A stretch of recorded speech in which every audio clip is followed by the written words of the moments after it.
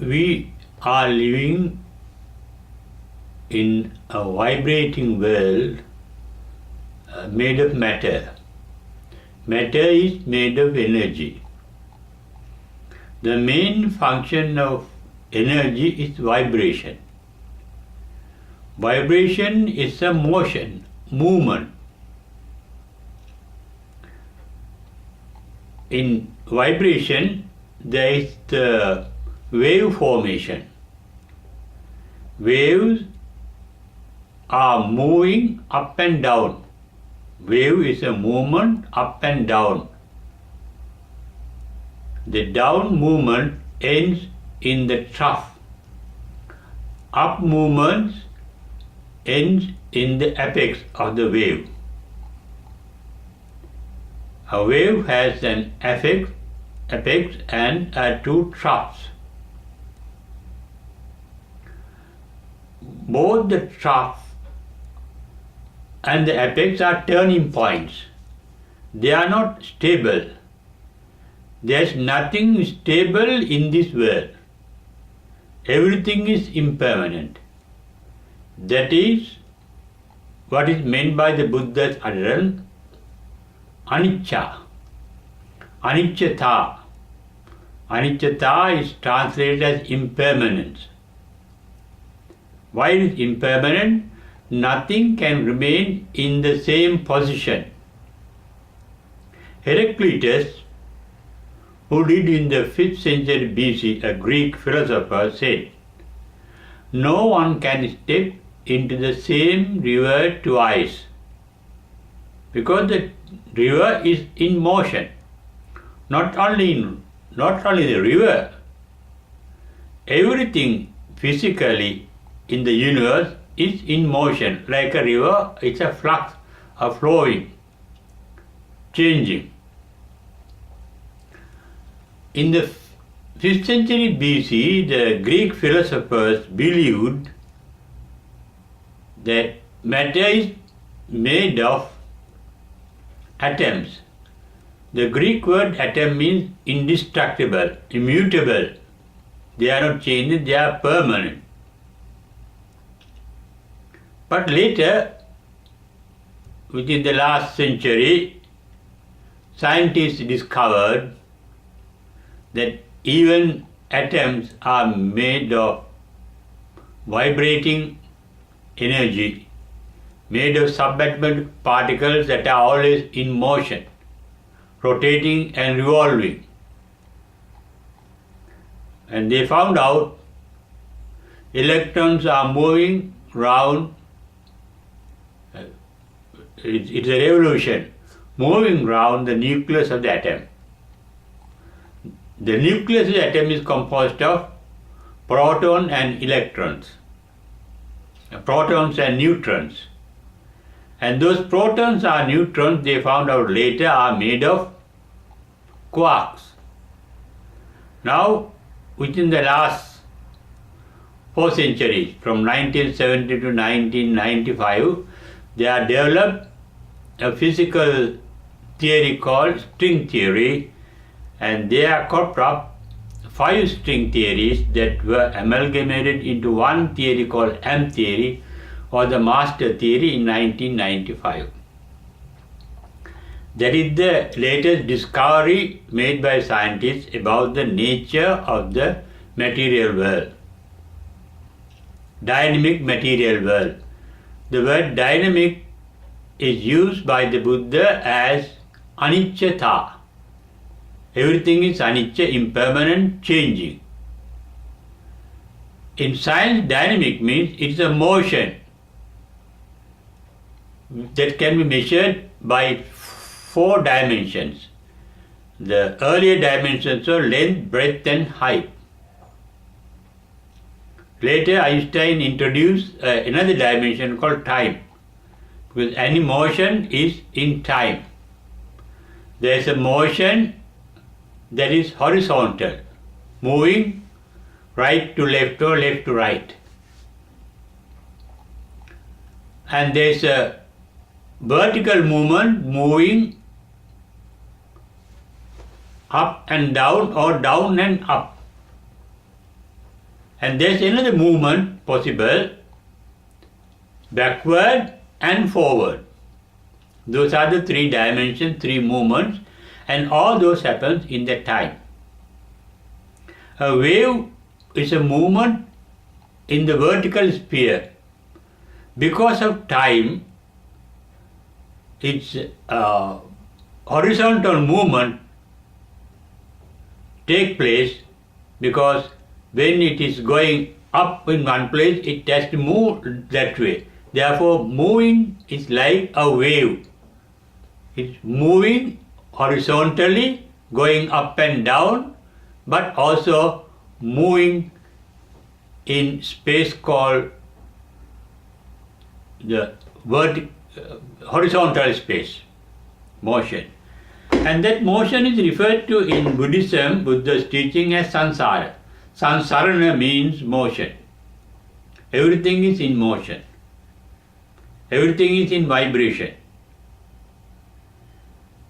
There is no vibration in the Buddha's teaching, only in the enlightened mind. All minds, all thoughts are vibrations.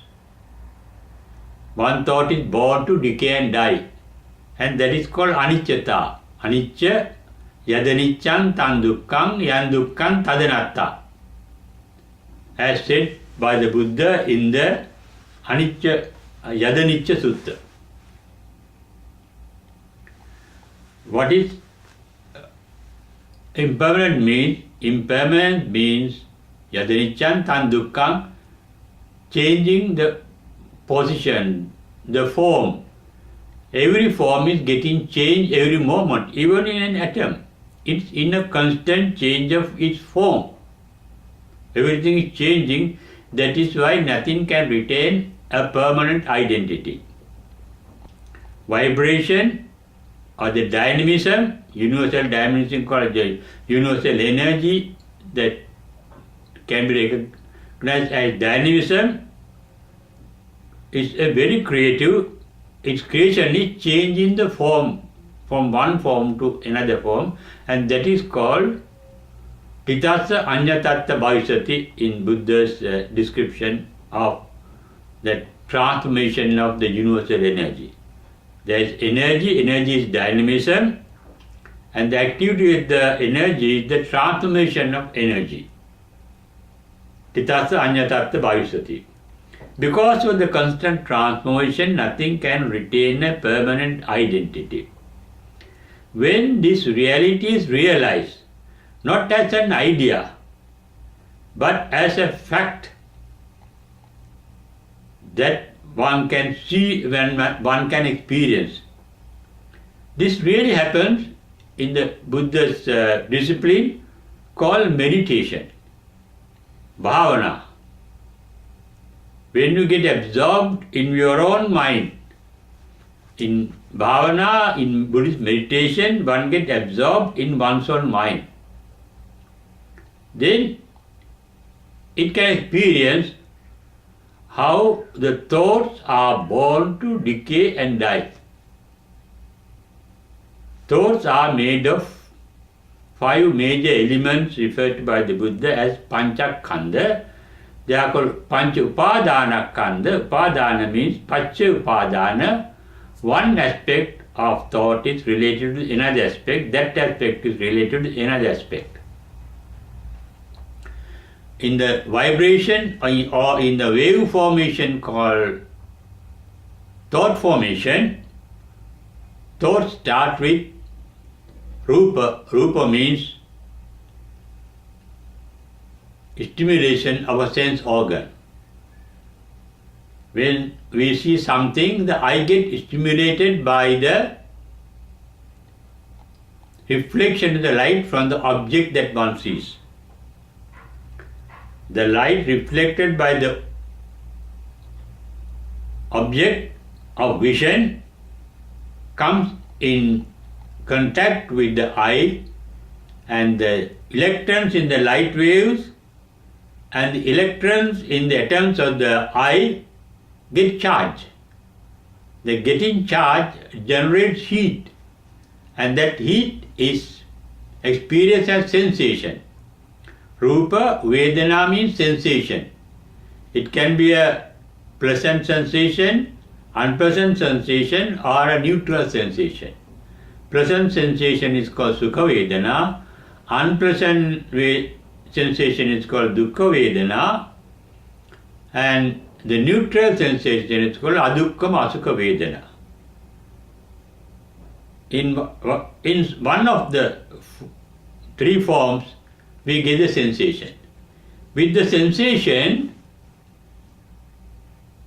we come in touch that sensation, that electromagnetic energy,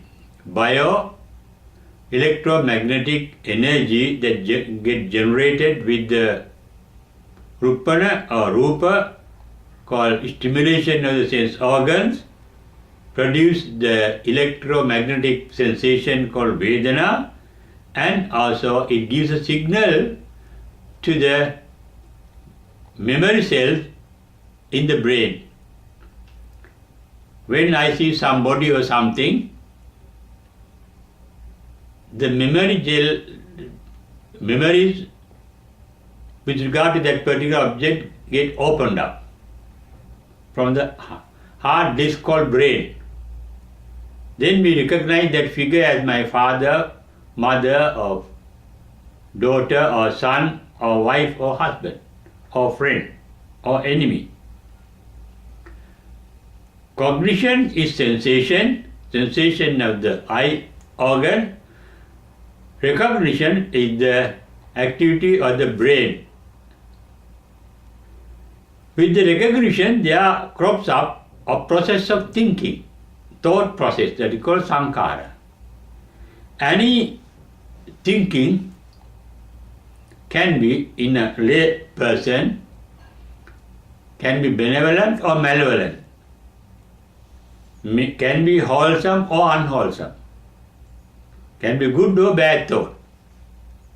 Good thought means that whatever the thought that gives a pleasant sensation is called a good thought, unpleasant sensation, bad thought. But a thought can be pleasant even with a bad motive. Therefore, wholesome thoughts are made on good motives, bad thoughts are made of bad motives. Good motives are benevolent, bad motives are malevolent. Malevolent energy generates a malevolent electromagnetic force called Vijnana, capable of producing a rebirth in according to that effect of the motive. Therefore, if our mind is wholesome and benevolent, we create a force with which we can be reborn in a heaven, or in a very good state, pleasant state called heaven. If our thoughts are bad and if the thoughts are malevolent, we can be born, it generates a force with which we can be reborn in a hell, and with a benevolent thought, we generate a force with which we can be born in heaven. And that means a thought is not something permanent. It is changing, and it appears to disappear. Thoughts are born to decay and die. They die, giving place to another thought, the next thought. It also dies, giving place to another thought. Therefore, in our thinking process, there is a movement, a vibration. And thought waves shows how our thoughts are vibrating. According to the string theory, everything is a form of vibration in the universal energy. Energy is nothing but vibration. Vibration means, in Buddhism, it is anicca. It's called impermanent, translated. Impermanent means things are always moving, vibration. Pandanam chapalam tittam. Pandana means it jumps up. Chapalam means it moves. jumping out and moving, jumping out and moving, jumping out and moving. Thought waves.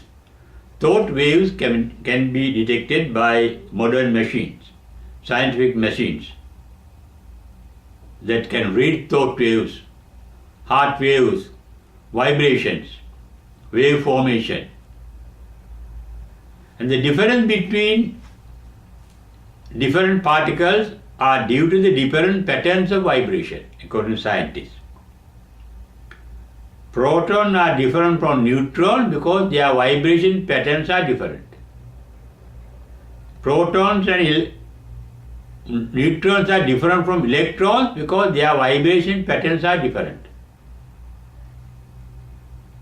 Even colors, they have different frequencies of vibration, forms.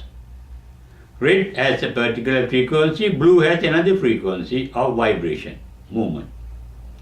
Therefore, the modern scientists have realized now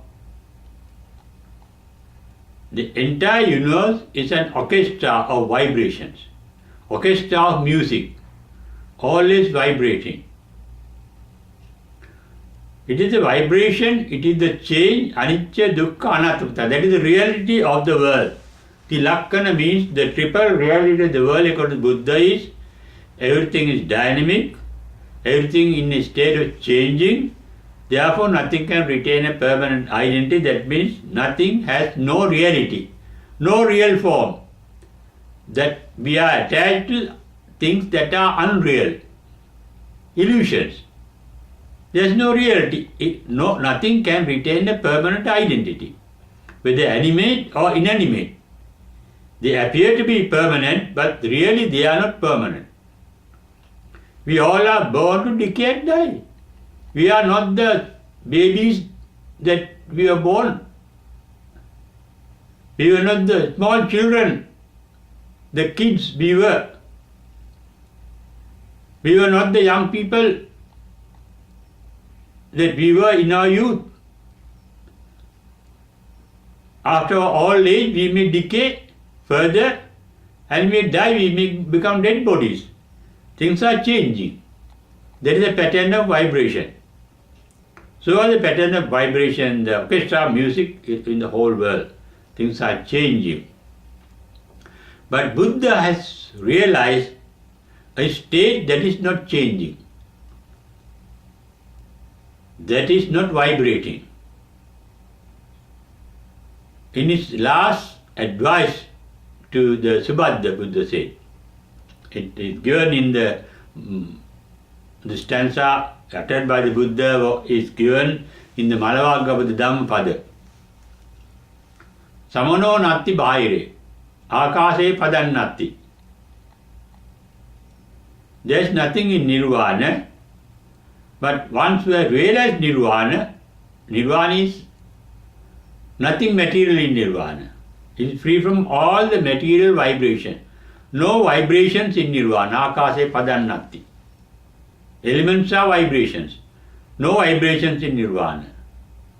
And no vibration in the mind that has realized Nirvana. Samano natti bhaire. At that non-vibration stage, not outside the body, not outside the mind, but all inside the mind. It's a state of mind. That is why it is said in the Mahamangala Sutra, the enlightened mind, Puttasya loka dhammehi chittangasana kampati. That mind does not get vibrated. Na kampati. Kampana, as I mentioned earlier, there is pandanam chapalam chittam.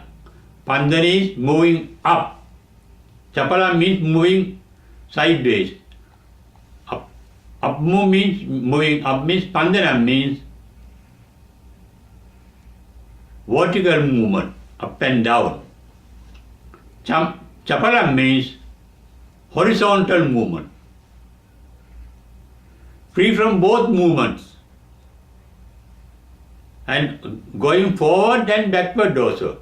That mind does not go to the past, nor does it go to the future. In forward, no backward movement into the past, no forward movement into the future.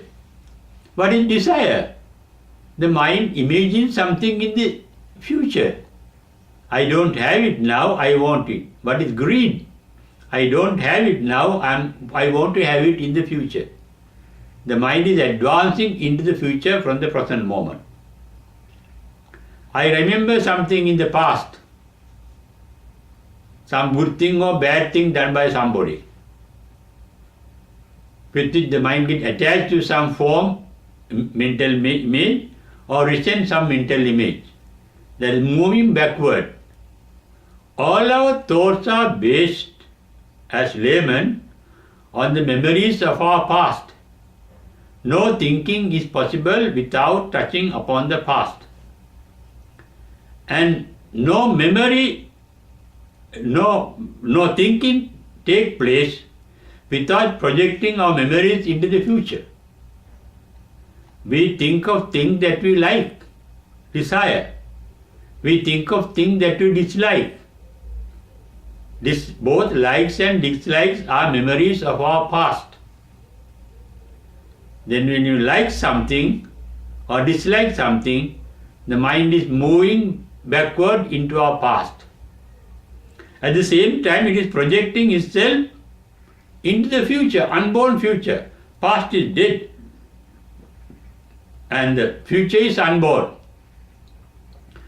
It projects into the unborn future, imagining that he is getting what is present, and imagining that he is getting rid of what is unpleasant. Whenever there is something pleasant, we get attached to it, means we want to have it in the future. When we come across something unpleasant in the present moment, we resent it, we hate it, means we want to get rid of it in the future. Future means hereafter. We are having it now, but we don't want to have it anymore, means after the present moment. Present moment is not a time factor, but a timeless meeting point of the past and the future. The enlightened mind is timeless, akaliko, because it does not move into the past or to the future. But they can see the past and the future. Even the Buddha can see the future of somebody, can see the past life of somebody. But that is without moving into the past or into the future.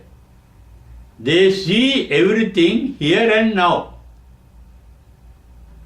without moving into the past. Here means ehipassiko, seeing here. Akaliko, ehipassiko. Sanditiko, seeing now. They see here and now is not a moving point. There is no vibration in it. It is a present moment, a motionless, non-moving, timeless, spaceless point. But that point may be moving, but not the mind that is moving. Motion is the nature of the entire world, entire universe we are living. Birth, decay and death is a movement. It is a vibration. It's a very big vibration. Vibration is expanding and contraction, that is vibration. Even our body is vibrating. Even our blood vessels are vibrating. They get expanded and contracted, motions.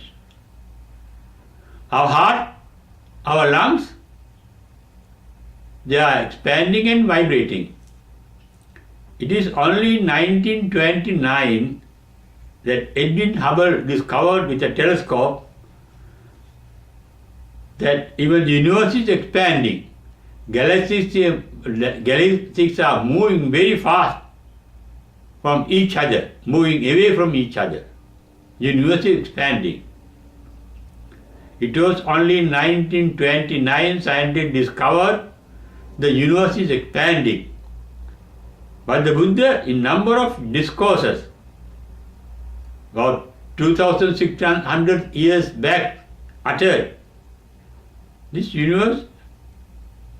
For example, in Asankhya Sutta, the universe is expanding. It means kappo vivattati. The universe is opening up and expanding. Then it remains expanded. Kappo vivatto tittati.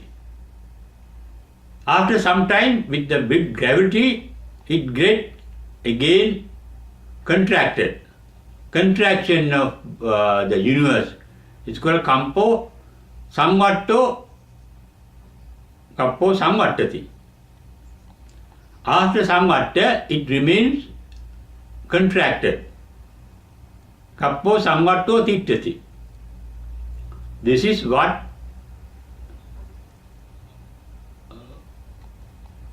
the scientists discovered, that this universe started with the big bang of a black hole.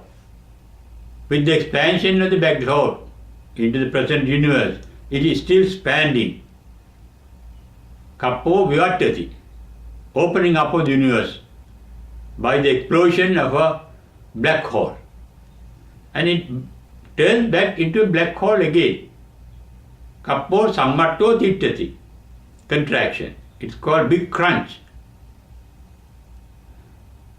Hawkins discovered and wrote a book on that, the short history of time from the Big Bang to the Big Crunch. He published that book in 1988. But Buddha saw it 2600 years ago. Aggañña Sutra described that. Then Brahmajala Sutra says the same thing. Number of other sutras say the same thing. That means even the entire universe is vibrating, expanding, contracting, moving. Things are moving. Enlightened mind is a motionless mind. It remains here and now, means it sees everything here and now. Apassiko means seeing here. Sandittika means seeing now. Future is unborn. Past is dead. Enlightened mind is free from both the past and the future. In one sutra, when a deity living in a forest asked Buddha, many of your disciples live in the jungle where I reside. They have only one meager meal a day, but they have a physical complexion, bodily, very pleasant, radiant skin. Their radiance, they are illuminated. What is the secret of this, of radiance from their physical body? Buddha said it is their mind. They do not repent over the dead past, nor do they have any hope for the unborn future. Atitan nānu sochanti. They are not worried about the dead past. It is dead and gone, it is not coming back. Nappa jappa managatam. They don't think of the unborn future. It is not yet born. Pachuppannena yapenti. They live only in the present moment, it is the reality. Therefore, Buddhism means realism. Buddhists have a realistic attitude to the universe. What is the reality of the universe? Universe is in a changing process. Where is this particular universe that we experience? Within our own mind.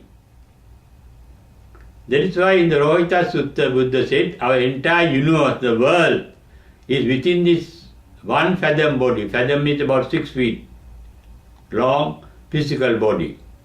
Physical body is the container of our mind. There is a mind in every cell according to the modern scientists. That is called cellular memory, cellular brain. Every cell in our body contains a brain according to the recent finding of the scientists. Entire body is full of memories and full of mind. They realize this after the heart transplant.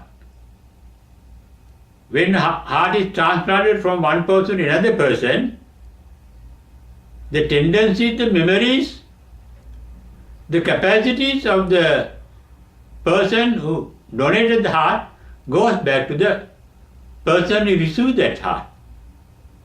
In a number of occasions they have found out that even heart has brain cells, and now they say about 50% of the heart cells are memory cells, as in the brain. They retain memories.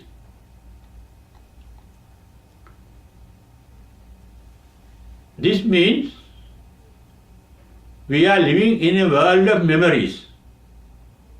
We are controlled by memories. Memories are of the dead past, and our mind is controlled to move into the future, to lead a pleasant and happy life. Therefore, mind is always moving to the past and to the future. They move to the past to project it through the present into the future. That itself is vibration. And that is referred to as samsarana. Nissarana is no motion, living here and now. And that is the Buddhist meditation.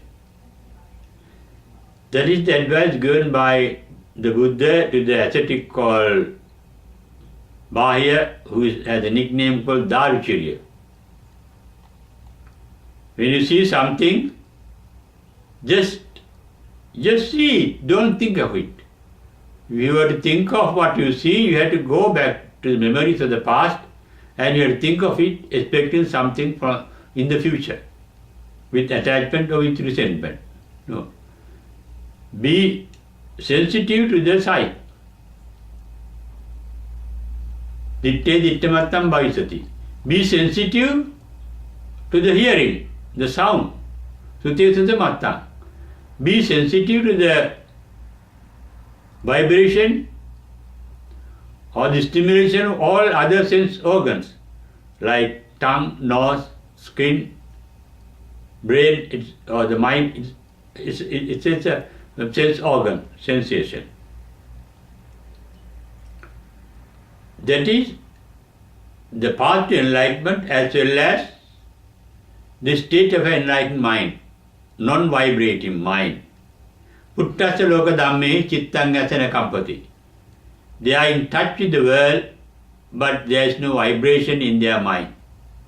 They only have sensation. No feelings, but only awareness. Sati is there, but no Vedana. Neither Sukha Vedana, no Dukkha Vedana, no Adukkam Asukha Vedana. Neither painful sensation, no pleasant sensation, no neutral sensation of feelings. Enlightened mind is a mind free from feeling. It is the feeling that vibrates our mind. Non-vibrating mind is the state of an enlightened mind. And in meditation, we practice not to be vibrated by sensation. That means not to like or dislike them. Just to be aware of them. Just pure sensation. Upekka sati parisuddhi. In the fourth trance, the awareness is called upekka, neutral, sati, sensation, parisuddhi, pure. Pure awareness without any attachment or resentment. And the confirmation of the state of mind in the fourth trance is called enlightenment. That is the mind free from vibration.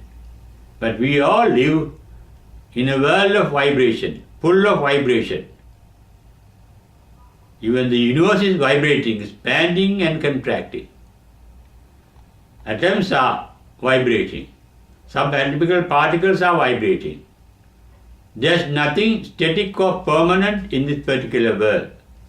Everything is in a flux, in a motion, and therefore things are born to decay and die, and therefore there is no point in getting attached to anything or resenting anything, because they are born to decay and die.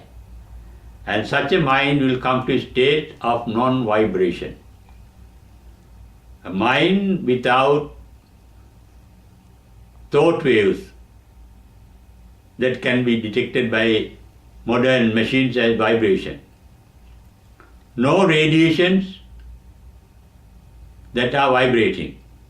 They are only straight lines, no vibrating, as if in a dead person, as of a dead heart. Straight line, no oscillation, no moving up and down, no moving backward or forward, motionless. And that state is called Nistarana. Nistarana means the opposite of the samsara, the opposite of the motion. Therefore, enlightenment is attaining a motionless state of mind that cannot be moved by anything in the world. Puttasa loka dhammehi chittang yasana kampati.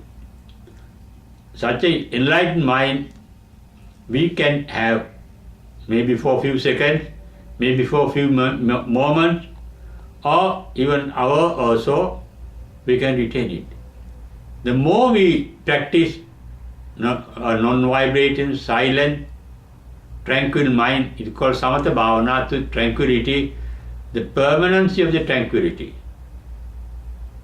When the mind comes to a state of no more vibration, no more vacillation, no more being hurt, or no more being pleased, Buddha says, after enlightenment, people praise him, speak good of him,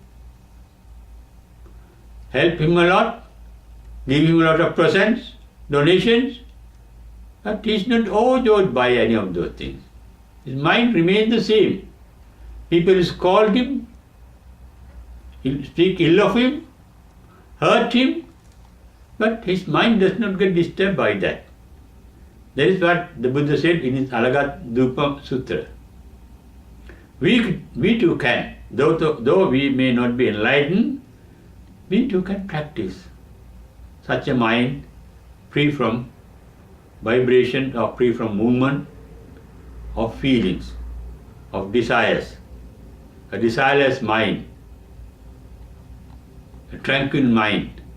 Tranquil mind is possible only within us, not outside us. There is no tranquility outside this universe, because everything is in flux, everything is in motion, everything is dynamic. Nirvana is a non-dynamic state of mind that we can, the capacity to achieve that. Because where there is dynamism, there is the possibility of non-dynamism. Dynamism is generated. Whatever there is generated is subject to degeneration and death. That is why Buddha describes Sankata Dhamma.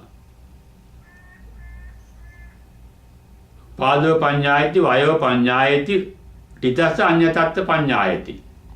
Buddha says, in the material world there is a birth, there is a decay, and there is a change of status. But in the Nirvana, in the Asankata Dharma, there is no birth, there is no decay, there is no change of states. Without changing the state of the mind, you can remain tranquil. At the beginning, maybe for few seconds or few moments or few minutes, but it can one day become permanent, and everyone can be enlightened with such a tranquil, sublime mind.